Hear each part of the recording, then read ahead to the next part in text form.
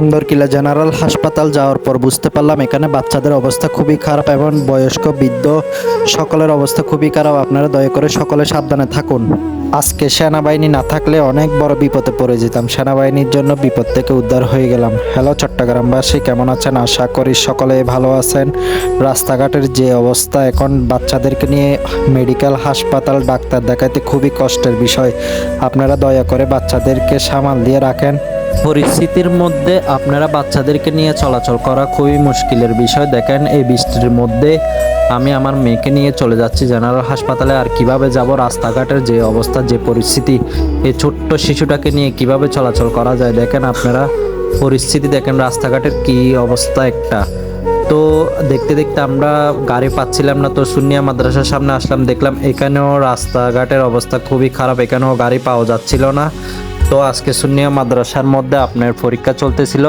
আজকে পরীক্ষার কারণে ছোট্ট ছোট্ট শিশুদের খুবই কষ্ট হয়ে যাচ্ছিল। তাদের আব্বু আম্মুদেরকে এখানে আনিয়ে দেওয়া খুবই মুশকিলের বিষয়। রাস্তাঘাটে পানির কারণে আসতে খুবই কষ্টের বিষয়, গাড়ি ঘোড়া পাওয়া যাচ্ছিল না। তো আমার জেনারেল হাসপাতালে যাওয়াটাও জরুরি ছিল, সেই জন্য যেতে হচ্ছে একটা শুয়ের কারণে। দেখেন রাস্তার মধ্যে সবগুলো সেনাবাহিনীর গাড়ির জন্য আজকে বেঁচে গেলাম।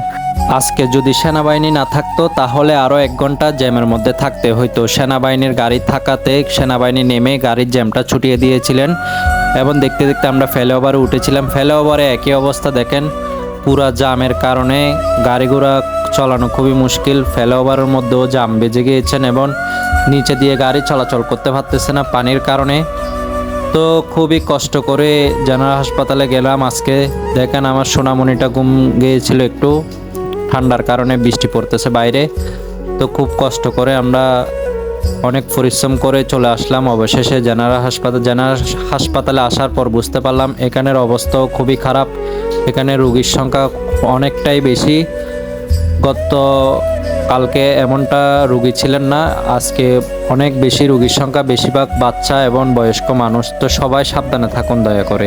তো আমাদের ভিডিওটা যদি ভালো লাগে অবশ্যই ভিডিওটা শেয়ার করুন, নবাইদেরকে দেখার সুযোগ করে দিবেন। আর আপনারা দয়া করে সকলে সাবধানে থাকবেন।